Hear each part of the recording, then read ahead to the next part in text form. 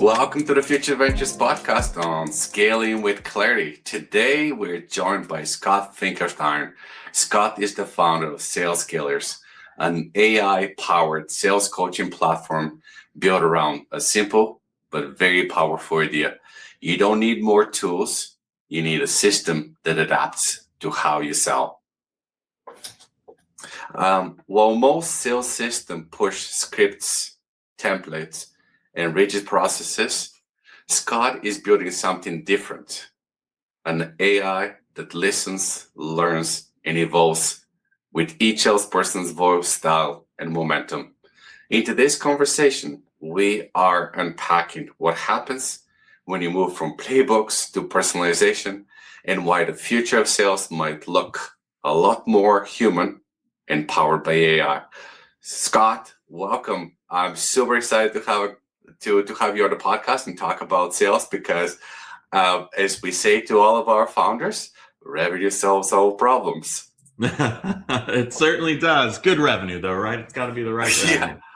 It's great to be here. I appreciate the opportunity. I'm looking forward to diving into some of the good things we've talked about.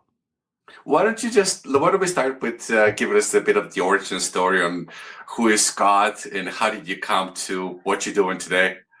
Sounds good. It's I'm an old guy, so it's a long story. We'll try to keep it short. Grew up 40 minutes from Wall Street and was the youngest of three boys in Connecticut, and good life. And I always said I want Wall Street. I'm gonna be a stockbroker. And this was in the 80s and 90s, which meant a lot of different things than it does today. And ended up getting my first job with a hedge fund in Connecticut, and didn't know what I was doing. And a couple of years into it, I realized I was in sales. I wasn't doing investing really, and I loved it. So it didn't matter to me. And I had a great mentor, Tony Vendetti was one of the first mentors in my career, and he was known as Mr. Relationship. So he taught me how to build relationships, how to connect with people, how to listen, how to really listen and not just try to sell people. And something that's really key in my philosophy is if you just listen and you can show them you understand their problem, you can solve it, you never have to sell to them. And that took me from investment banking all over the world into the SaaS world for many years. And eventually 6 years ago, I moved to Austin after my last company was sold. I was chief revenue officer of PeopleFax. And I said, what am I going to do now? And I started my Sales Scalers, consulting, advising. Austin obviously is a great place for a startup community. So I get to work with amazing founders and see some incredible things that are being built. And obviously in the last couple of years with technology coming out. So, I love working with startups. I'm a growth guy. For all you who have a good value company, God bless you. That's great. It doesn't excite me though. But you keep doing what you're doing. But the ones who want to throw some rocket fuel on and put their hair on fire, that's me. At what point things start to break, and kind of like what are the most common challenges that growth companies encounter, or like we call them scale companies, but essentially it's the same thing. Like how do you grow your company? How do you scale your company? What are the challenges that founders encounter when they're trying to move from to trying to grow revenue, trying to move away from founder-led sales to maybe bringing in a chief revenue officer or fractional CRO in place? Kind of walk us through some of the common pitfalls that you see, challenges. So the biggest thing that makes companies, when they start to, hey, I'm at a $500,000, I'm at 10,000 MRR, I'm at 10 million, whatever it is, I've got something going. And you can get there with a lot of luck. You can get to 5 million with a lot of luck, a little bit, but you can't scale, meaning, so what does scale mean? I consistently have revenue coming in. I'm at a consistent growth rate, whether that's 20%, 50% more. They don't have a true, what I call engine, whether it's and by the way, you need the right engine in your financial aspects of your, the finance group, the operations group, the dev group, and obviously we're talking more my specialty, the go-to-market group. If your engine's not solid, a true solid engine block, it's going to fall. It's going to break on you at some point. And so what's that going to cost you? Is it going to cost you customers? Is it going to shut your business down to that level? It can for some. So when specifically to the go-to-market, which is what I work on, they hire too quickly. To your question is, all right, hey, we're at $1 million. We've got investors who want us to get to 5 million to 20 million to whatever that big number is. I got to go get the VP of sales. I got to go hire the CRO. But while yes, the founder's right in saying I got to take that hat off my head, the sales hat off my head. Yeah.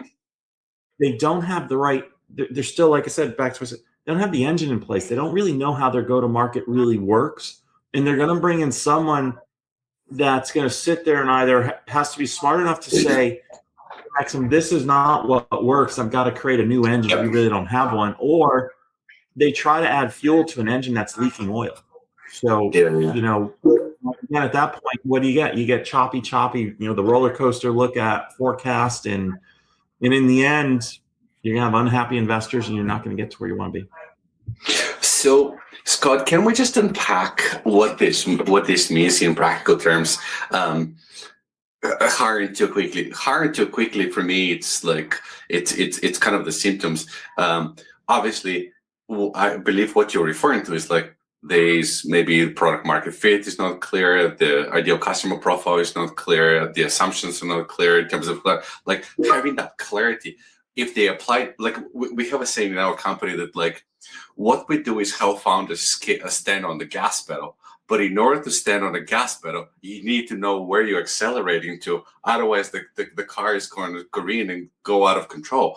So I think you say the same thing. So what are those foundational blocks that need to be in place before companies start to stand on the gas pedal? Yeah. So typically when companies come to me at that point, and I think they've got product market fit good enough. So when we come in, we still want to tweak it a little bit, make it, you know, even better, more defined, truly understand. And from that, it leads into the next thing. Who truly is our ICP?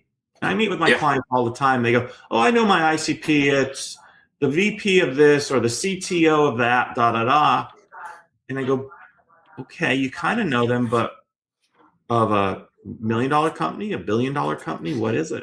You know, somewhere in between. What industry? Yeah. You know, what are they specifically working on versus other CPO? You know, as you see, we get into a very detailed conversation on ICP because once I know ICP as well as I know my best friend sitting next to me, now I know how to talk to them. Communication. So now when I can communicate the right way, I can start creating an engine that has the right outreach that's going to start having people respond. You know, we're going to have the flow back. And that's where it really starts. And so I can bring an outside VP of sales in or whatever the title is. They don't know that yet. And when I come in, you know, when a client comes, when I go to a client, you know, I have a few clients on fractional CRO on.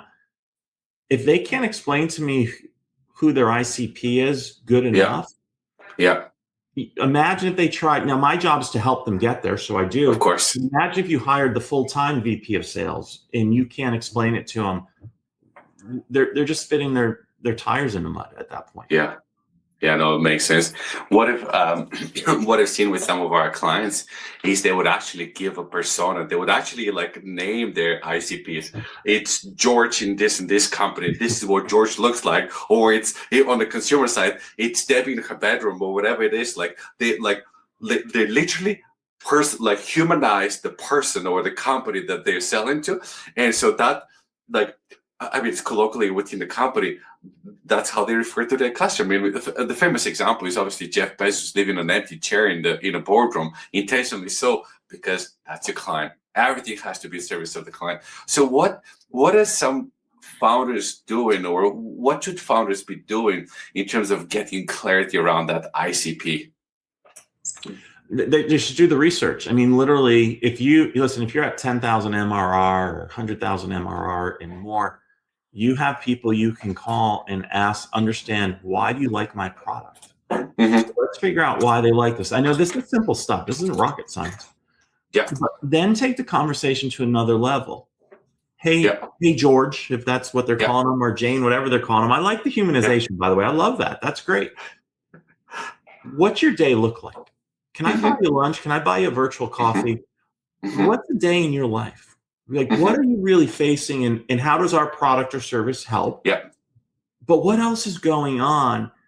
And get to know them. You're going to start learning how to talk to them. Yeah. Right. Okay. I put a post out the other day on this is you can, we get all this LinkedIn outreach, right? On the B2B side. But unless I feel you understand what's going on in my seat as CEO of sales scalers, my pain. Listen, yeah, I'm a go-to-market specialist. I still have coaches too, because I have my head up my butt too much in my own business. I can say that. But for my clients, I think everyone should have a coach. Right? Yeah. Okay. And so, do you know my pain? Do you know my challenge? And maybe it's not pain, challenge. Do you know what I'm trying to get to? Hey, this has worked. I don't know that, if you're just saying, hey, do you need help with marketing? Delete. Talk to me. Don't be afraid to sell to me, by the way. But again, sit down with me. I love when people reach out. I love when new companies reach out to me, or people are founders. I've got a young kid, I call him. He's a senior at University of Florida, and he's built this amazing AI product. Actually, I've got a meeting with him next week. He reached out to me about 9 months ago. He goes, "You're a founder. I don't know. Can you help me? I'm trying to figure it out." And we talk all the time. I love that, because he also knows, by the way, I know I am one of his ICPs. I absolutely am, So he was smart in how he reached out to me, but he's also smart in how he came at me. And now he knows how to talk to me, which means he knows how to talk to 1,000 others like me. And then he goes to market this summer. When he fully goes to market, he did the research. He asked for people to sit down with him, and I don't think people do that enough. I completely agree with you. I mean, we obviously we work with partners like you, because they're super important for serving our portfolio companies, serving our clients. But we consistently publish content just to be able to help founders. And our most popular thought leadership piece is on forward deployed engineering model, which was popularized by Palantir. Essentially, you take somebody with founder level mindset, put them in a company, the customer, and then through the process of constantly dealing with a client, they kind of understand what's needed, what works, what doesn't work, what are the problems they're facing, and then build out the product.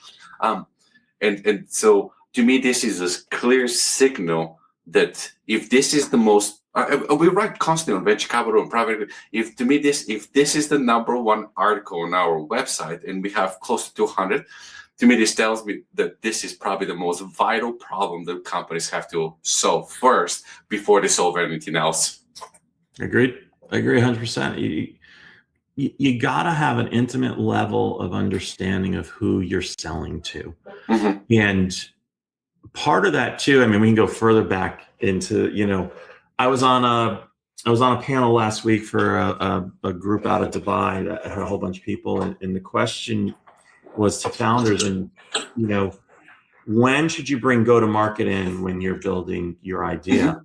And I said, day one. Yeah. And a couple of people who are like you and I with our experience, like, yeah, day one. And one of the tech guys was like, why? I go, you're building something because you think you know what the world wants. I forget it was Steve Jobs or Bezos, one of them said it. Goes, you don't know what the world wants. You think because you need to go find out. And when you bring go-to-market in that early, they don't need a big seat at the table yet. I get that. Yeah. But now we can start saying, hey, let's go test this a little bit. I built out MoveWell AI is my health and wellness company I've been working on for 3 years, still in stealth mode. I write it, and again, I'm a go-to-market guy, not the tech guy. I knew what it looked like, but I started reaching out to people. Hey, Scott, what are you working on? Hey, by the way, Maxim, I'm thinking of building this. Can I run it by you? Yeah. And I knew my ICP was, it was a fitness app to start. And so now I could go back to the dev team and said, yeah, we thought that was good. And 5 people I just spoke to, and I'm only talking 5 people, by the way. Yeah. No, we need to shift maybe a little bit or a lot bit. It depends. Yeah. And if they all did that, maybe that put you and I out of a job because they'd be further along. But that's what you need to do, and it's never too late to do that. And I think that's where companies go wrong, is they really don't do enough. there's companies out there that do the product market fit research, right? You can go hire a bunch of them. I haven't found one that gets the intimate level that you and I have talked many times now, of what we help our clients do. I'll give you something that I had to do out of necessity. So I'm a CPA by background. I'm definitely a lot more on the business side. That's what I've done. I've been leading risk compliance functions. I've always been on the business side. Yes, I do have a technical bent because it was part of the technology and security resources group of EY. So I kind of understand technology. But this year, I felt like I have no choice but to go back into coding. And when I was a kid, grade 7, I think is when I first started to dabble into coding. I'm not a developer, I'm not a coder. But this year I was like, no, I have to get back into coding. The reason for it is like typical product development, right? You would have like a founder, if it's not a technical founder, they go have some conversation and understand the problem really well. They're the subject matter expert around the domain. Then they relay this information to a business analyst. The business analyst, it turns into business requirements. The business requirements get turned into a functional requirements, passed on to the technical development team. And it's like along the value chain, the development chain, there's always noise. And there's always loss of information. So in order for me to we're building a product around capital intelligence. In order for me to do so, I needed to learn how to code. So if our development process, I'm constantly having conversations with clients, but I'm actually the one writing the plans in Visual Studio. My dev team is reviewing the plans. We have a conversation, but it's like, essentially, how can we bring this conversational development path from here and make it like super narrow? And 100%. so out of necessity, and it's to like remove as much of the noise within the process as possible. I want to click on something that you said, Scott, because I think that it ties very well with what you said on the panel last week. The day that you bring GTM is day 1. Now, apologies. I don't remember the name of your mentor, Tony Levente. Tony Vendetti, yeah, Tony Vendetti. Tony Vendetti. Way long time ago. That was the early 90s. And by the way, vende means to sell in Italian, right? So that's an absolutely fantastic name. So, but you said that he instilled in you the importance of relationships, and so. If it's GTM, it's kind of like you're building a relationship with somebody, like in terms of like understanding what problems they have and how to solve it. Walk me through kind of like your path in terms of, or you thinking around building relationships. Building a relationship it's not complicated. I mean, we do it every day in our lives. People who've been part of my teams over the decades, they would always say, Scott never did sales training with us. I didn't do a lot of here's how you do a cold call, here's how you write a LinkedIn message. I taught them how to be successful in life. And one of the big things is how to build relationships, to your question. Well, how do you build relationships? You ask, as Grandma said, God gave you 2 ears and 1 mouth for a reason. And so ask a good question, not a yes or no question, and listen. Don't think of the next question. Just listen. And then ask a question to go deeper and truly get to know the person. Now, in a business, and so whether it's personal or professional, in the professional environment, and understand the challenge they're facing that they're trying to solve, and ask them the right questions at the beginning to understand where they're trying to get in their job, what's important to their boss, their CEO, or whoever they're reporting to, their board, and how what's the one thing they need to accomplish to get their next promotion, if that's what they're looking for. Find out what matters in their life, because their job is, listen, I don't work is not how I live, but I love what I do, and it provides for the life I want to have. And so get to know that person, combine the two, and that's going to build the relationship, because you're not the person who just came in and just started saying, here's our product, here's what it does, and why you should buy it. Okay. Do you know if that solves a problem for me? Just because I use your competitor doesn't mean I want your product. You know what I like about it, what I don't like about it. What gap? Selling is understanding what point A looks like and building the bridge to what point B is what they want. Well, point B is the ideal future state. Now, part of that is they don't always see what the future state can be because they have blinders on from 10 years of sitting in that whatever seat they're in. So in sales, can we build a relationship where they start to trust us to take those blinders off and show them what the future state really can be? And then they trust us to start walking on a bridge that's not fully built yet. Right? But if I don't understand where they're trying to get to in their career or how it affects their personal life, then why are they going to trust me? So again, take the time to get to know the person before you try to sell to them. Understood. I mean, that's fantastic advice. Just because we started in Italian, a rapport is the Italian word for relationship. So you need to build a rapport. How, like the initial conversation in terms of discovery, getting to know them, that's important. But how do you find out, like, what are some of the mechanisms that you would recommend in terms of founders or sales leaders to employ in terms of building and maintaining the relationship so that over time you're not transactional, you're very much strategic in terms of how you are helping them. Their career is helping them succeed in their role. Yeah, so it's recognizing and go to market. Go to market isn't just new sales. Go to market is what the question asks is, how do I maintain the relationship? So once as we talked about how to build it, how to start, get that first bit of trust. Now, once they start to trust you, they're going to give you opportunities to earn more trust. Meaning, I'm going to buy your product. I'm going to bring you into a meeting, things along that line. Where a lot of companies, in my opinion, they can get really good at that, but then they have nothing afterwards. Oh, we got the client. We're good. Yeah, if they have a password reset, call our 800 number or send us a message. Yeah. That's not relationship. It's important. You got to do that, of course, but that's not related to your question. How do you keep talking to the client? Do you reach out to them and find out how things are going?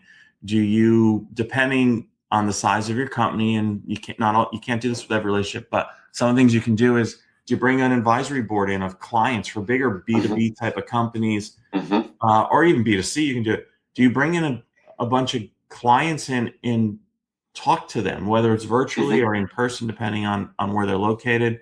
For your really big clients, is someone in senior leadership building that additional relationship, reaching out, not a formalized QBR type of thing, but just reaching out and having a relationship with them.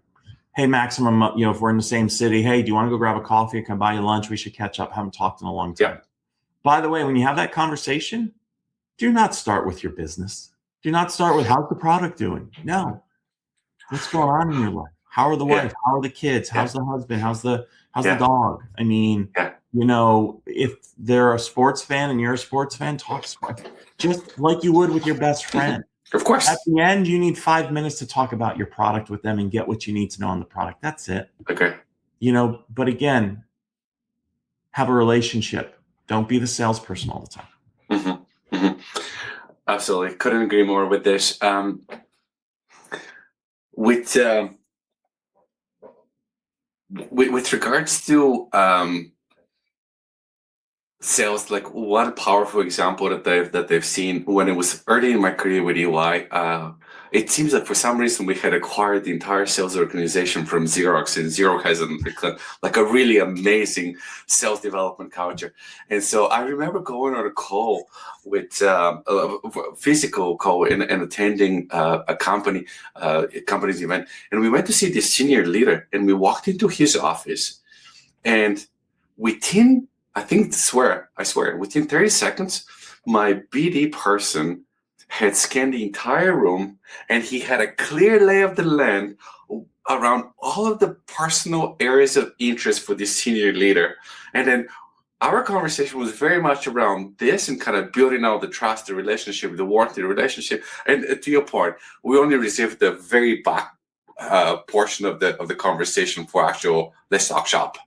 And I was like, to me, it was super powerful. Yeah. I miss going to, I still go to offices sometimes, but back, as I build my career, the first 20 years, it was, you walked into someone's office and that's exactly what pictures do they have? Is it a family? Is it them catching a fish? Is it a sports team? Is it an award they won for what they do, their degree? there's so much there that I would tell reps, don't ever tell me you can't walk into someone's office and not know how to have a conversation with someone and build rapport. You know, so how do you do that now on Zoom? And I wrote an article recently on this is, well, someone like me, you can look at my virtual background and there's a lot of information about me in there. There's a lot of information, right? You got my 2 books that are up in the corners there. You've got the books. I specifically did the books that I read. Simon Sinek Starts with Whys. You can find a lot about me. Not everyone has that, but what's in their LinkedIn? By the way, I'm not a creep, I promise, but I'm going to go stalk them on Facebook and Instagram and LinkedIn everywhere so I can find out some things that are going to help me build rapport. Yes, can I meet a stranger on the street and build rapport? Sure, I can do that, but there's so many places to find information on someone. I got a lunch with a new prospect that just literally this morning someone reached out who referred, hey, they're in Austin, they would love to meet you. They're interested in sales scalers. I go, great, send me their LinkedIn profile. So I've already looked at the LinkedIn profile. I saw where they went to college. We have a connection there. And that was just in 10 minutes before I popped on our podcast here. Now I can go into that meeting when I'm walking 5 blocks to where we're meeting in lunch there in Austin, where I am. I'm going to pull up a couple other things. I'm going to cyberstalk him so I can go in one. By the way, it's not just to win the business. I want to know if this is a client I want. I don't want everyone, right? And I know you're the same. Some people you sit in the meeting, you're like, I wish you the best. I don't think we have a good fit here. Maybe I don't have the specialty you need, or we just personalities don't mix. Okay. I want to know all that before I go meet them. Now I'm not judging the book by the proverbial cover. I've already read the first couple of chapters. Now I can go in and we can get down to getting to know each other at another level and see if it makes sense to have a business relationship. Yeah, absolutely. All your guests think I'm a creep now, but hey, you got to do what you got to do. I mean, like this. If you're a creep, then we're creeps because we do the same thing. Like before we have any conversation with clients, we would pull a complete dossier on their company and complete dossier on the founder. And so, because to your point, like in order for you to be successful, you need to intimately understand the problems that they're likely to have and then use the conversation with them as a validation mechanism rather than as a discovery mechanism, because then that puts you one step ahead. So I couldn't recommend this enough to anybody else. Kind of like, can we just double click on this? And I know you're a signals guy.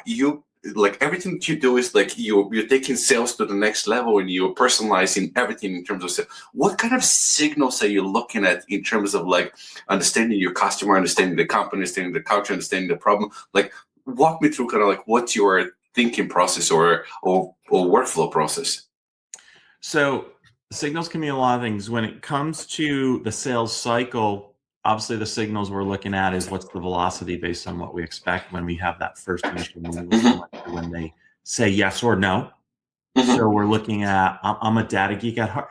As you can probably tell, I talk a lot with my hands. I was actually an actuary major in college for 2 years, and I realized during an internship, I as much as I love spreadsheets and numbers, I do this too much. I guess growing up around New York. So I went back to finance and obviously ended up in sales without trying. So you got to look at your data from a sales cycle standpoint. What's the velocity through? I talk about this in my book that I just published. Wait, don't hire the VP of sales yet. What kind of responses are you getting? And a CRM hasn't been built to do this yet, so you got to do some manual work here. But is it, hey, let me get back to you, I'm reviewing the proposal, or are they talking about bringing in something that's a hotter feel of, talking with the CEO, we're going to review this together. Okay, that's a signal that we have an opportunity to win a deal. Are they talking about, hey, here's the 3 things that are going on that are going to slow this sales process down? Okay, but you're sharing details of what's going on in your life with me. So now I know excuse me, I have more information to continue the relationship. Is it just the fluffy, I'll get back to you type of stuff, or are they sharing intimate, in quotes, details in those responses, that's a buying signal. That's going to give me confidence to say this is a deal we can win. Or it might also be get with those intimate details, tell me, not sure this is going to happen. And again, that's okay. I just need to know where I put my resources is. So that's a lot of what I look at. In the relationship, once we have the relationship, the biggest signal to me is how much are they sharing? Is it surface level, which where most people start, even in a relationship they're starting to have trust in, are they willing to go on a journey with me to root causes, to the true intimacy of what's going on? And if they're not, then I don't have a good relationship. I still might have a client for the next 5 years, but now they see me as a vendor, not a partner. And that's how that's the biggest question I know you probably do in your business as well, is do they see me as a vendor or a partner? If I'm a vendor, that means I can get fired anytime. If I'm a partner, if something goes wrong, and you know this, Maxim, if they see me as a partner and I mess up, and I will mess up, mistakes happen, I get a chance to fix it. As a vendor, I got fired without knowing. Okay. I mean, for us, and this is probably a perfect segue in terms of sales methodologies, but the sales methodologies we used to use at EY was Miller Heiman. And so the green sheet for the call preparation, the blue sheet for the opportunities, the gold sheet is only for account planning. And if you can do gold sheet population, if you can do like account planning with your client there, then you knew that you had the relationship at a strategic level rather than opportune level. And so I couldn't agree more. Do you have, Scott, I mean, there's Medic, there's MedPick, there's Miller Heiman, like, do you have a methodology that you recommend to growth stage companies that are really scaling? Because like some of those methodologies are enabled in some of the like native AI CRMs like Atio. Kind of like, what would you recommend? Kind of like in terms of forcing the founders hand or the leadership team down a structured path of the driving sales. Yeah, I love that question, and a lot of people don't like my answer. It's a mix of all of them. I mean, 4 decades into sales, for me, it's a mix of all of them. I think if you took spin selling, you know, how to influence friends, and, you know, you take all these, you know, Sandler's out there, which is a good one. I brought that into one of my companies many years ago, and named 20 other ones. They're 85, 90% the same thing. Okay. And it's so you've got to then figure out your industry. And I guess the better answer to that is what are you selling and who are you selling to? And is it spin selling? Is it Sandler, you know, et cetera?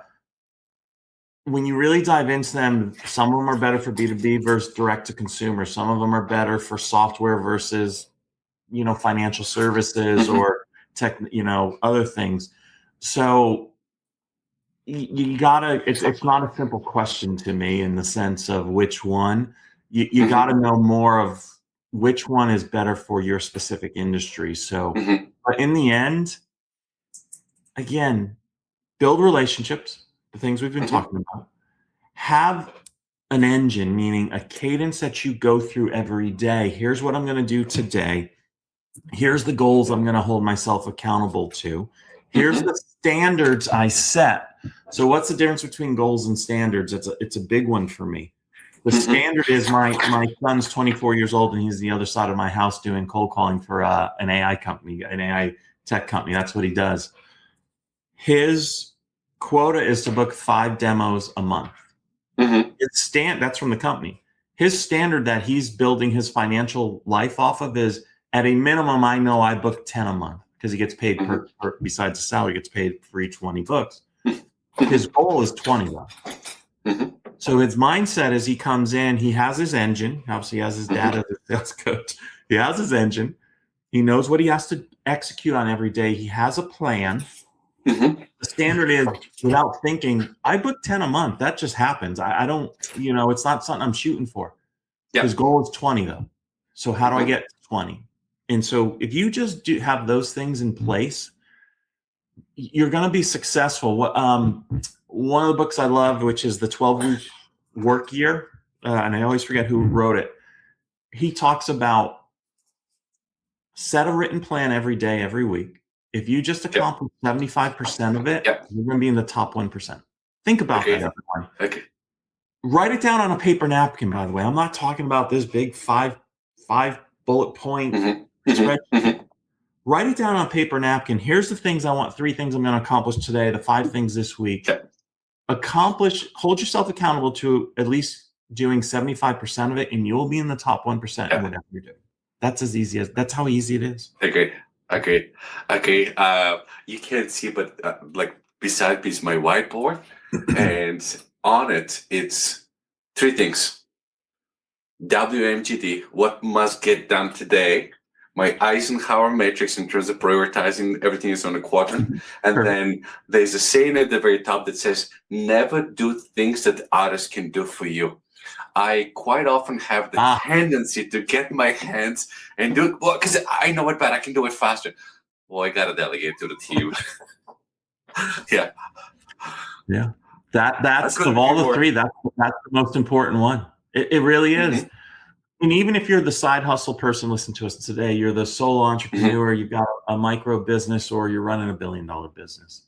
You can find things that you shouldn't be doing anymore. Now, maybe you can't afford a human being to go hire and do that for you, but what can AI do for you? What things can AI do for you that you can at least take half of that off your plate? Okay. Again, how do we become more efficient? As I tell people, if you can learn to get a team around you, which now today, think very different from 5 years ago, Max, right? Now today, the team is a combination of humans and technology. Agreed. That means you can do one of 2 things. You can get more done, or also as important, you can go check out and be with your family, go do your self-care, go play golf, go jump in the water, whatever it is. Just because you can give yourself more capacity doesn't mean you have to use it all. Some of that capacity also needs to go to your self-care as well. Okay. One of my most favorite tools at the moment is Whisper Flow. You covered it. Amazing. Because like I was meeting with one of my colleagues today this morning. We have a Monday Scrum, just him and I, and he's like, well, how are you producing these documents that are so precise? I said, look, my prompts are really, really long. Whisper Flow cuts you off at 5 minutes. Quite often I would butt against that 5-minute limit in terms of what I'm prompting. And the LLMs are designed that more information is better in terms of more context, is better in terms of driving precision. So I absolutely convert in this. And I told him, like, my user interface is no longer my keyboard. My input interface is my voice. That's how I communicate with my computer. Same. I'll give you one other tool since we're talking about tools. Not that are we getting paid for these? No. No, we're not. We should reach out to Whisper, say, hey, okay. Is my Plaud device. Okay. My typing, my handwriting are getting worse by the second as we use these devices. But my output is significantly better. Plaud's great. I just hit record. It's better than even what Zoom has and Gmail has. And then to your point, now with Whisper, you go into your AI and you say, here's the transcript as part of the context, on your prompt. And I mean, I do things for my clients that used to take 2 months. I can do in a week now. I mean, okay. 100%. Sometimes we intentionally slow down, or we tell our clients to slow down because, to your point, we use different recorder. We primarily focus on granola and otter. We don't have physical device, but we'll probably get Plaud. But from a conversation to a proposal, because everything is built in our LLMs, like, and we have offline LLMs to use, but we also use like Plaud, and we have it like skills that they build. I can get from a conversation to a highly customized future ventures proposal within 2 hours. Like, that's how it's better than anything you ever produced 5 years ago. I agree. Do we ever send it without review? Absolutely not. No. But it speeds up the process tremendously. And I think I want to make sure people heard what you just said. Human reviews it before it goes out. Human always has to review. 9 out of 10 things that AI does for me, there's a human reviewing it. There's a couple of things that, if I set up a spreadsheet where it just takes the data and it does it, there's a QA that will go on a one Okay. every now and then, but it's not all the time. There's certain things I can trust technology enough with, but anything, especially that's going from me out to the world, there's a human, whether it's myself or one of my VA, who's going to look at it before we say, did AI get it right? Scott, I mean, I couldn't agree more with you. We're talking scale-ups. We're talking growth companies. Quite often, they don't have the brand permission that established companies have. How do they overcome this challenge in terms of, like, let's say it's a new AI company trying to compete against a juggernaut? Like, it's kind of interesting because I come from the B2B world. Like, I was with EY, I was with Deloitte, I was with corporate, and so there used to be a saying that nobody gets fired for hiring IBM, right? Yeah. Now we're seeing this slowly change, and nothing against IBM. IBM is an amazing company, but enterprises are more willing, although not to the same extent, because career risk is still present. They're more willing to give smaller, newer entrants in the market a chance. So how do growth companies overcome this career risk association, or maybe like market provision, and win? Yeah, and what you just said at the end was true. Now everyone's willing. There's a bigger willingness to. I can go look at a non-IBM or Microsoft. You know, this question came up on an event I was at over the weekend, and simply the best way, if you can make this happen, is there's someone with credibility who will vouch for you. So what does that mean? Yeah. Obviously, in the B2C, direct to consumer, that means influencers. Whether they should have credibility, that's another conversation for another podcast, but they do. In the B2B world, are you going in through a marketplace? You know, I've sold a lot of different softwares where others, you know, let's use the human capital space. You know, you've got Workday and UKG and ADP. Ceridian, Dayforce. Yeah. I can be a startup software. They're going to vet me. Their clients trust that if I'm in their marketplace, that I've been vetted so that can start getting me traction. So that's one way to get in. Is there a way to get validation of me from someone who they already trust? And if you don't have that, then you've just got to build your client base and then go to your clients if you're doing a good job for them, and you ask them for references. You ask them to be a reference. You ask them for quotes you can put on your website.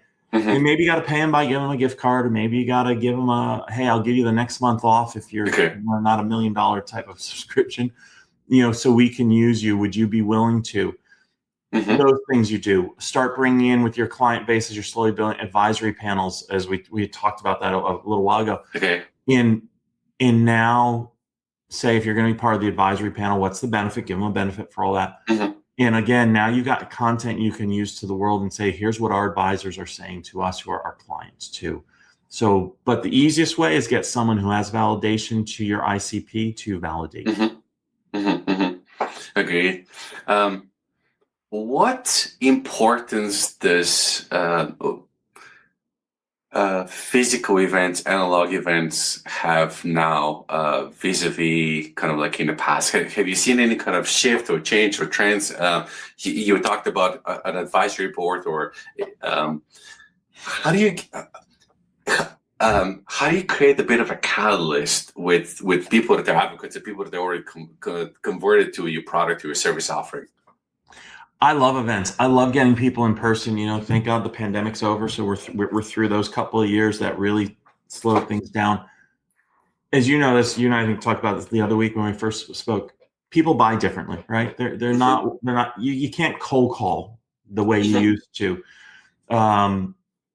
People already know what they want to buy, so they're coming to you with the research done. You're one of 3 vendors they're looking at. But they also go to events. People do go to trade shows. People do, both on the B2B and B2C side. Be there. If you don't have a budget, then find a way to get a free ticket or a discounted ticket. So you might not have a booth, but you can walk around and start shaking hands. Live events are great. I love them. I really do, whether it's big events that are a trade show or a conference that you're not hosting. But once you get big enough, start having a small conference. Start having an advisory board. If you can do it in person, you can afford from a budget standpoint. There's a lot you can do there that helps. Again, back to your question a minute ago, credibility. Let people meet you. If you don't have credibility yet, there's just something about the fact that they get to shake your hand, have a drink with you, things like that. It really does. It helps elevate you. So for growth companies that maybe, to your point, that can't afford to sponsor an event or have their own event or buy a booth, what's the best way for them to max out the value that they unlock from attending an event as a participant rather than as a sponsor or a vendor? Yeah, this is whether you have the booth or not. You need to have, back to what we said, an engine. What's your follow-up engine that you're doing with them? And by the way, you should go prior to the event. You need to have that engine ready to go so that when you're at the event, again, whether you have a booth or you're just walking through, it's going to help you have the better conversations. And, again, nowadays with my Plaud, it's easy. I can just press that and just go, and I don't even have to think about it. I just have conversations then obviously with the AI stuff. But even if you don't have that, you've got to have a follow-up engine. You've got to. One of my clients was just at an event on Thursday. We're the follow-up's already starting. We've got the list from him, and we've already today we're meeting to who are the 5 people. It was a smaller event. Who are the 5 people that you already got their cell phone numbers? What are you doing? And by the end of this week, we will have the follow-up that's already been the first email, whatever text message has been sent. You got to be hot, right? Because people still remember the event. Once you get 2 weeks out and in 3 weeks, you know this. It just, who are you? I forget you. Yeah. Let's strike while the iron's hot. Is there anything that you can do during the event to make yourself memorable? Besides dancing on the tables? I mean, some people wear crazy glasses, or they will have like crazy hair, or maybe they wear a cravat or a scarf or something, or like.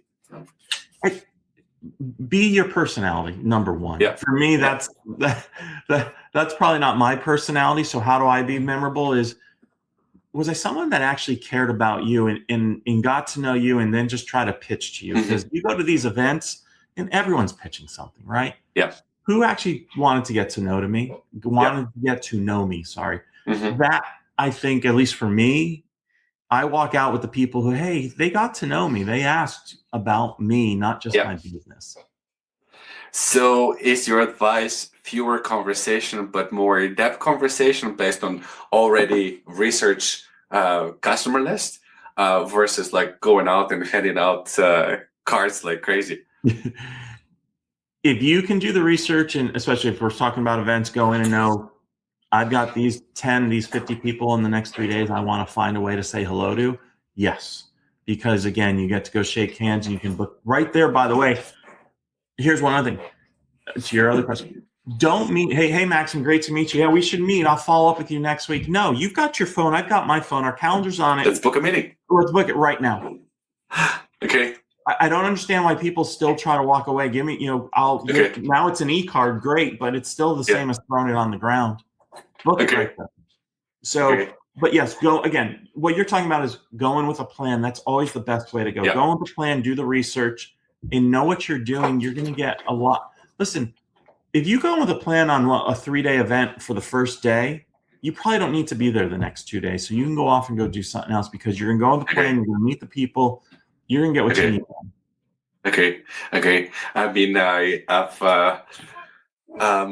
again, I was raised in an amazing sales organization, and a lot of the sales folks wouldn't even, like the BD folks, wouldn't even bother going to any of the sessions. They just constantly there meeting or roaming the halls, or if they're going to an event, they go to an event, but they're sitting next to a prospective client or a client, and there is there to reinforce the relationship.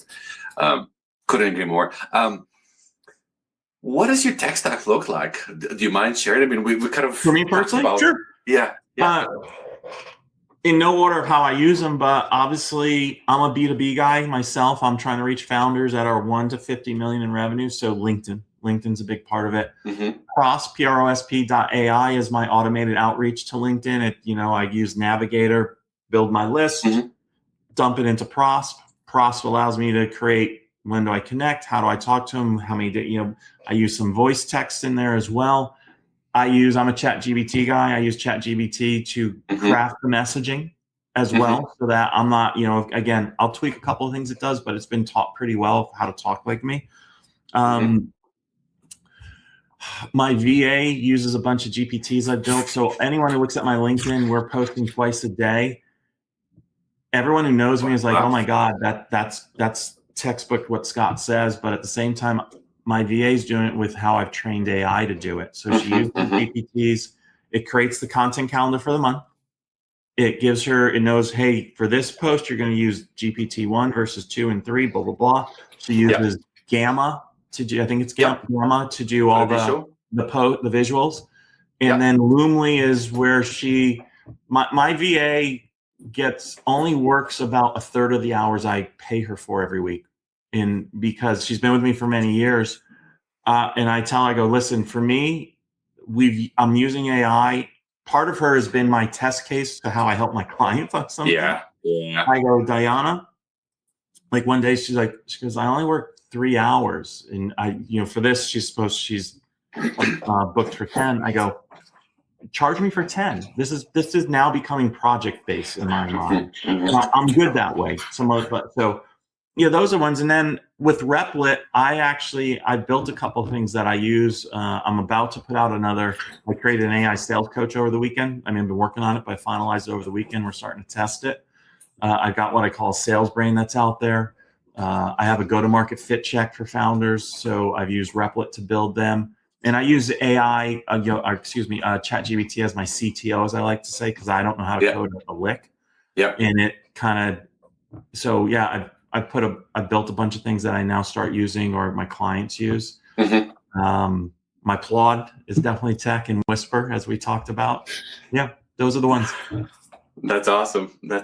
The key is how do we unlock more of ourselves? On LinkedIn, one idea, and I don't know how many people are doing this, but like when you said that you're posting twice a day, people should be looking at their social selling index in LinkedIn, kind of understand where do they stand, because obviously the higher you SSI, the more likely is that your message is going to be viewed and received well. The other aspect there that I wanted to get your perspective on, what creates the first engagement? Like you said, you use voice.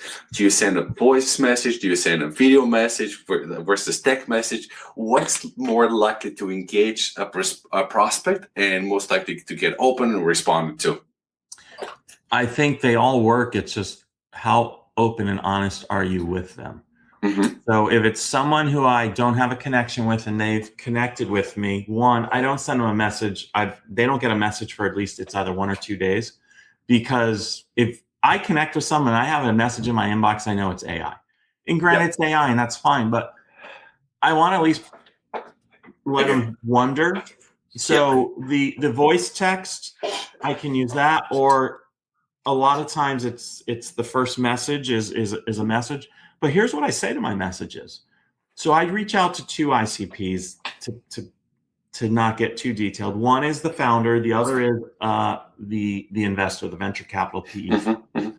And obviously, I'd love to go to PEs and go, let me work with your portfolio, or I go direct to the companies. But I say, hey, listen, something like this. Hey, Maxim, I appreciate you taking the connection and even taking a minute to read. I know you're busy. So let me get straight to it. Yes, I'm selling something.